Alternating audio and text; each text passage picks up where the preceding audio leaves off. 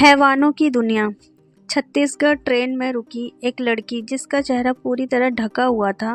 वो ट्रेन की general bogie की भीड़ की परवाह किए बिना ट्रेन में भागते हुए प्रवेश कर जाती है। अंदर इतनी भीड़ थी कि ऐसा लग रहा था कि वो कोई शरणार्थी कैंप, ट्रेन में टहलने की भी जगह नहीं थी। उस लड़की ने इधर उधर देखा और फिर ट्रेन के शौचालय में जा घुसी और उसने शौचालय का दरवाज़ा बंद कर लिया। लड़की, बस यहाँ से निकल जाऊँ, मैं किसी तरह यहाँ से निकल जाऊँ। वो बहुत ही छोटा स्टेशन था, इसलिए ट्रेन वहाँ 1 मिनट के लिए ही रुकी। थोड़ी देर बाद ट्रेन ने अपनी रफ्तार पकड़ ली। जैसे जैसे ट्रेन अपनी रफ्तार पकड़ रही थी, वह लड़की जिसका नाम दिशा था, उसकी सांसों की रफ्तार भी धीमी हो रही थी और वो मन ही मन एक उत्सव मना रही थी। उत्सव आज़ादी का, उत्सव स्वतंत्रता का। दिशा, मैं मुक्त हो गई मैं उस नरक से। दिशा एक बहुत ही गरीब लड़की थी। उसके पिता बचपन में ही गुजर गए थे। उसकी माँ दिहाड़ी मजदूरी का काम किया करती थी। कभी वो मकान का काम करती थी, तो कभी पुल का, तो कभी सुरंग बनाने का। चंदा की माँ बीमार भी रहा करती, इसलिए उसके घर का चूल्हा कभी जलता तो कभी नहीं जलता।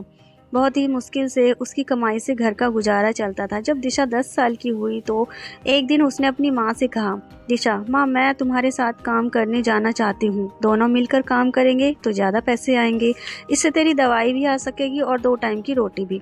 माँ के लाख मना करने के बावजूद वो काम पर जाने लगी। जल्द ही दिशा अपने काम में एक्सपर्ट हो गई। सुरंग बनाने का काम उसे बहुत अच्छा लगता था, क्योंकि उसमें ज़्यादा दिहाड़ी मिलती थी। हालांकि उसमें खतरा भी होता था। बहरहाल समय अपनी गति से बीत रहा था। दिशा 15 साल की हो गई थी और जैसा कि होता है, बेटी की बढ़ती उम्र माँ बाप के लिए एक नई जिम्मेदारी को जन्म देती है। दिशा की माँ यशोदा उसकी जल्द से जल्द शादी करना चाहती थी, क्योंकि उसका स्वास्थ्य अब बिल्कुल भी ठीक नहीं रहता था। अब तो वो सारा समय घर पर ही रहती। दिशा, ये दवा पी ले। दवा नहीं पियोगी तो ठीक कैसे होगी? यशोदा, दवा तो सालों से खा रही हूँ बेटी, अब मैं ठीक होने से रही। बस अब यही चाहती हूँ कि आंखें मूंदने से पहले तेरी शादी देख लूँ। लेकिन गरीब बेटी की शादी करना उतना ही मुश्किल है जितना कि भूसे के ढेर में सुई ढूंढना। फिर भी यशोदा दिशा की शादी की कोई भी कोशिश नहीं छोड़ती थी। इसी क्रम में एक दिन दिशा की दूर की बुआ यशोदा के घर आई। बुआ, अरे पहले सांस तो लेने दे, फिर बताती हूँ सारी बातें विस्तार से। असल में दिशा की बुआ दिशा के लिए एक बहुत अच्छा रिश्ता लेकर आई थी। यशोदा को तो विश्वास ही नहीं हो रहा था कि उसकी बेटी की किस्मत इतनी अच्छी है। बुआ, अरे यशोदा, कितनी बार कहूँ, उन्हें मैंने दिखा दी है दिशा की फोटो। दिशा उन्हें बहुत पसंद है। यशोदा, अरे लेन देन। बुआ, फिर वही बात। अरे कहा ना, अभी लोग अच्छे खाते पीते घर के हैं, उन्हें 1 रुपया नहीं चाहिए। बस 2 जोड़ी में दिशा को विदा कर देना। जब जिंदगी में सिर्फ दर्द ही दर्द हो तो चारों ओर दुख और दुख हो, अगर समय अच्छी खबर मिले तो इंसान को शक की नज़र से देखता ही है। यशोदा का भी वही हाल था। उसे दिन तक दिशा की बारात नहीं आ गई जब तक उसे यकीन नहीं हुआ। यशोदा बेटी, हम दोनों ने जीवन में बहुत ही तकलीफें देखी हैं। ईश्वर करे तुम्हारा घर खुशियों से भरा रहे। अपनी माँ से ढेर सारा आशीर्वाद लेकर दिशा अपने पति किशन के घर आलमपुर गई। किशन के पिता का देहांत कुछ साल पहले हो गया था। किशन की माँ लीला देवी बहुत ही कड़क मिजाज की औरत थी। जैसे ही दिशा ने उस घर में प्रवेश किया तो उसने साफ साफ दिशा से कह दिया, लीला, दिशा, ये जो घर है ना, यहाँ के कोने कोने में मेरी हुकूमत चलती है। मेरी मर्जी के बिना यहाँ पत्ता भी नहीं हिलता। और घर ही नहीं, पूरा आलमपुर में लीला देवी का राज चलता है। इसलिए कभी भी भूल से भी अपनी मर्जी यहाँ चलाने की कोशिश मत करना। ये जो चीज़ें यहाँ होंगी उसे आंख मूंद कर स्वीकार कर लेना, और अगर स्वीकार नहीं किया तो तुम्हारी ज़िंदगी नरक बना दूंगी। अपनी सास की बातों को सुनकर दिशा का सिर घूमने लगा। उसे अपनी सास से जो कुछ दिन पहले भली औरत लगती थी, वो एकदम से विलन की तरह लगने लगी थी। शादी से पहले जब लीला देवी दिशा को देखने गई उसके घर, तो उसने उसके पाँव छुए तो लीला, अरे तुम मेरे पाँव छूगी? बेटी हो तुम, विवाह करके जा रही हो जहाँ बहू को लेकर बेटी की तरह रखा जाता है। दिशा बेटी, बस एक ही बात तुमसे कहना चाहूँगी कि अगर शादी के बाद तुम्हें उस घर में जरा सी भी दिक्कत हो तो मुझे बताना, क्योंकि तुम्हारी जिम्मेदारी मेरे ऊपर सबसे ज़्यादा होगी। दिशा, ज़रूर बताऊँगी माँ जी। लीला, और हाँ, ये लो 2 लाख रुपये, इसे तुम रख लो। शादी ब्याह में बहुत पैसे खर्च होंगे, उसमें काम आएंगे। महंगी साड़ी वगैरह ले लेना। यशोदा की तरह दिशा को भी अपनी किस्मत पर भरोसा नहीं हो रहा था, लेकिन सच्चाई तो यही थी कि उसकी शादी आलमपुर के सबसे अमीर घर में हो रही थी। लेकिन दिशा को ये पता नहीं था कि जिस किस्मत पर उसे शक कर रही है, उसकी उसी किस्मत ने अपने नुकीले नाखून निकाल रखे हैं, और जो आगे चलकर उसकी ज़िंदगी को नोच नोच कर उसके शरीर से लेकर आत्महत्या तक को दर्द देने वाले हैं। शादी के 1 सप्ताह बाद की बात है। किशन बाहर गया हुआ था, लीला देवी ने कहा, जिसे सुनकर दिशा की रूह कांप गई। दिशा, ये क्या कह रही हैं आप? मैं कोई बात दोहराती नहीं। मैं ये नहीं कर सकती। अरे कैसी माँ हैं आप? अपने बेटे की पत्नी को किसी दूसरे के साथ सोने के लिए बोल रही हैं। लीला, दिशा जो बोल रही हूँ वो करो, क्योंकि इसके अलावा कोई चारा नहीं है तुम्हारे पास। दिशा, अरे अजीब जिद है आपकी, क्या दिमाग खराब है आपका? मैं कोई बाजारू औरत हूँ जो आप मुझे इस तरह की किसी गैर मर्द के साथ सोने के लिए कह रही हैं? चाहे मेरी जान चली जाए, लेकिन मैं ये काम नहीं करूँगी। और आने दीजिए अपने बेटे किशन को, मैं उन्हें पूरी बात बताऊँगी।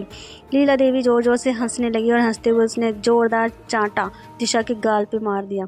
लीला, सुन, किशन मेरा बेटा नहीं है, वो मेरा प्यादा है, प्यादा। और उस प्यादे के कारण मैं सालों से ये धंधा चला रही हूँ। आलमपुर में उसका काफ़ी दबदबा था। वो लड़कियों का व्यापार किया करती थी, लेकिन उसके व्यापार का तरीका बहुत ही अलग था।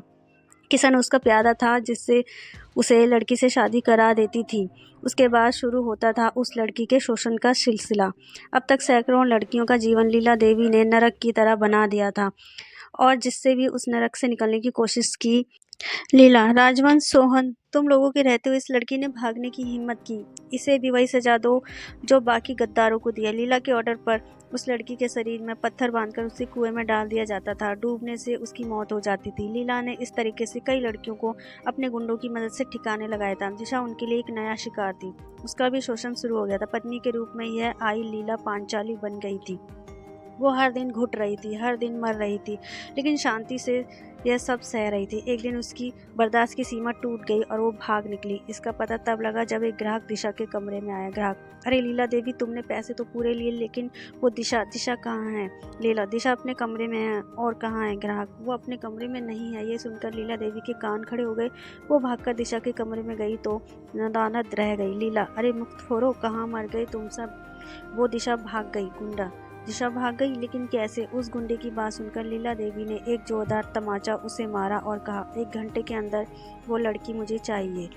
दिशा की तलाश शुरू हो गई, लेकिन दिशा तो कहीं बहुत दूर जा चुकी थी। दिशा पूरे 3 साल उन राक्षसों के पास रही, और इन 3 सालों में उसने सबकी नज़र से बचाकर अपने कमरे से होकर बाहर निकलने के लिए एक सुरंग बनाया।